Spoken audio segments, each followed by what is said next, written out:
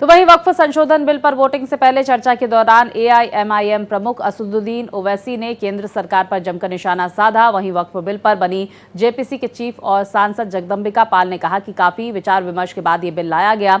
ये बिल पूरी तरह से संवैधानिक है। साथ ही उन्होंने कहा कि ओवैसी ने वक्फ बिल फाड़कर असंवैधानिक काम किया है। क्या किया उन्होंने? उस कानून को फाड़ दिया। तो मैं गांधी की तरह इस कानून को फाड़ता हूं। ये अनकॉन्स्टिट्यूशनल है सर।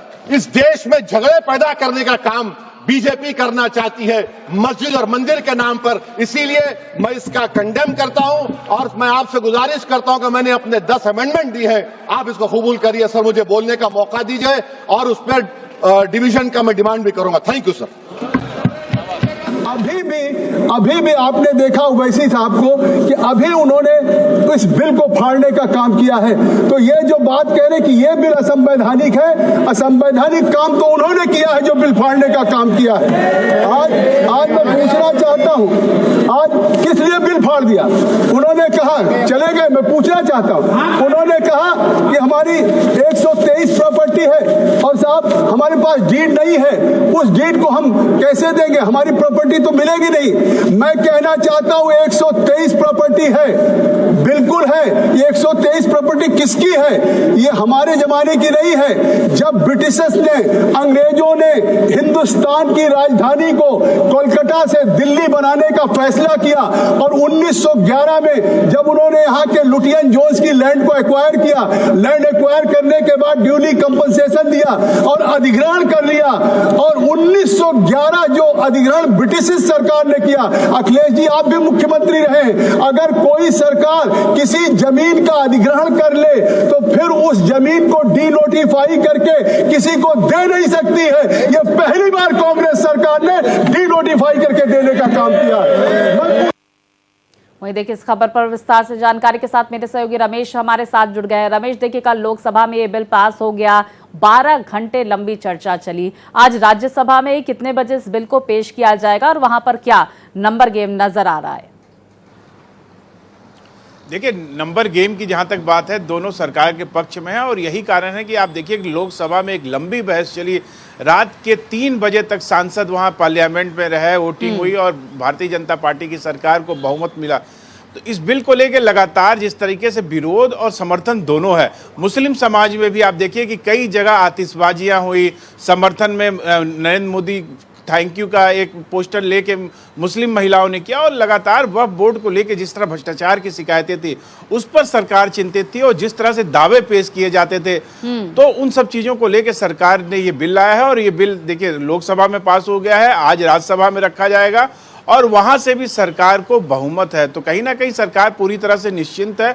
बहस हुई, बहस में आप देखिए कि ओवैसी ने जिस तरह से बिल को फाड़ा और जिस तरह से इसे मुस्लिम विरोधी बताया, उनका कहना था कि सरकार इस तरह से हिंदू मुस्लिम करना चाहती है, मुसलमानों में डर पैदा करना चाहती है और मुस्लिम समाज को इस तरह का मैसेज मिलता रहा है कि इस भारतीय जनता पार्टी मुस्लिम विरोधी है। पर जब ये बिल लोकसभा में पास हुआ उसके बाद जिस तरह से मुस्लिम समाज से इसका समर्थन मिला इस बिल को, तो कहीं ना कहीं भारतीय जनता पार्टी के पक्ष में है और लगातार सरकार की कोशिश है कि हर वर्ग तक जो वक्फ बोर्ड है उसमें कुछ लोगों का कब्जा था जिससे कि वो उसमें भ्रष्टाचार था, आम आदमी का उसका उनका कहना था कि गृह मंत्री ने खुद कहा कि इसमें कोई मुस्लिम के सिवा दूसरा कोई व्यक्ति नहीं इसमें होगा सदस्य। तो कहीं ना कहीं एक आश्वासन मिला मुस्लिम समाज को और उसके बाद मुस्लिम समाज इस बिल के समर्थन में है और जगह जगह पे प्रधानमंत्री को धन्यवाद के पोस्टर लगाए गए हैं।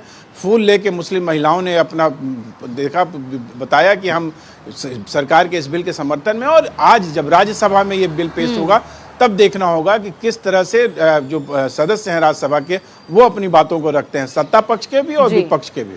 रमेश, हम ये भी समझने की कोशिश करेंगे, जरा हमारे दर्शकों को कुछ महत्वपूर्ण पॉइंटर्स इस बिल के बताइए कि किस तरह से इस बिल में जो 14 संशोधन हैं वो किए गए हैं।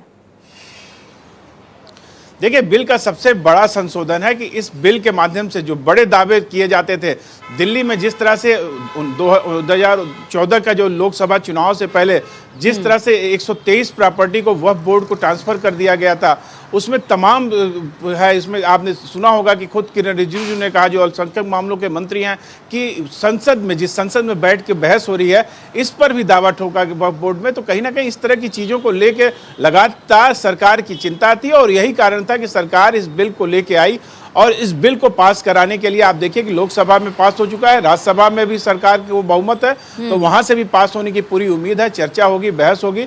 और जिस तरह से मुस्लिम समाज को चिंता थी कि सरकार इस माध्यम से जो उनकी प्रॉपर्टी है, वक्फ बोर्ड की जो प्रॉपर्टी है, उस पर अपना कब्जा चाहती है, इसको लेकर भी क्लियर किया गृह मंत्री ने कि इसमें कोई भी अदर धर्म का व्यक्ति नहीं होगा, दूसरी धर्म का व्यक्ति नहीं होगा, सिर्फ मुस्लिम समाज के लोग इसका प्रतिनिधित्व करेंगे।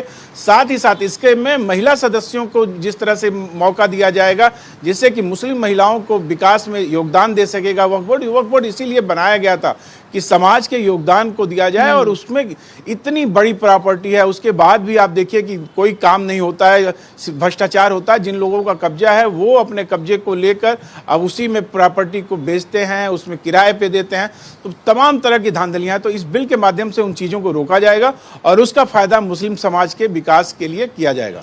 रमेश, क्योंकि इस बिल के जरिए सरकार का ये कहना है कि पारदर्शिता लाना एक बड़ा मकसद है, क्योंकि जिस बात का आपने भी जिक्र किया कि यहाँ पर रेलवे, सेना और उसके बाद वक्फ के पास सबसे बड़ी संपत्ति है। इस संपत्ति का क्या हो रहा है, ये सरकार को जानने का, आम जनता को जानने का पूरा हक है। और यही वजह है कि सरकार चाहती है कि भाई सरकार भी इसमें इंटरफेरेंस हो और लोगों का ज्यादा से ज्यादा जो है प्रतिनिधित्व बन सके। लेकिन विपक्ष आखिर क्या कुछ बातें कहता हुआ सदन में नजर आया कि आखिर क्यों इस बिल का विरोध किया जा रहा है? देखिए, विपक्ष को सिर्फ ये लगता है कि जिस तरीके से भारतीय जनता पार्टी ने लोकसभा चुनाव में 400 पार का नारा दिया था और उसके बाद 240 पे सिमट गई थी, विपक्ष का कहना है कि भारतीय जनता पार्टी इस तरह के मुद्दों पे काम करके जो मुख्य मुद्दे हैं, चाहे बेरोजगारी है, चाहे महंगाई, उससे ध्यान भटकाना चाहती है। दूसरा उनका आरोप है कि इस बिल के माध्यम से जो मुस्लिम समाज है उसकी संपत्ति पर कब्जा करने की कोशिश है। इस तरह से तमाम आरोप है। आप देखिए कि सिर्फ कांग्रेस के नेताओं ने भी विरोध में यही बात कही कि वो कुछ संशोधन चाहते थे बिल में, वो संशोधन सरकार ने नहीं किया, जिससे कि कहीं ना कहीं वो इसका विरोध कर रहे हैं। और उन्होंने कहा कि बिल पास भी हो जाता है तब भी हम इसका विरोध प्रदर्शन लगातार करेंगे।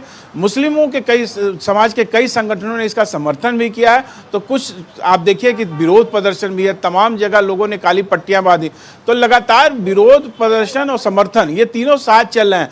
पर कोई भी कानून जब आता है तो उसमें कुछ ना कुछ लोगों के अंदर भ्रांतियां रहती हैं और धीरे धीरे जैसे जैसे चीजें क्लियर होती जाती हैं तो स्पष्टता आने के बाद उस समाज के लोग का समर्थन भी होता है। तो हम क्या मैसेज देते हैं वो ज्यादा महत्वपूर्ण है।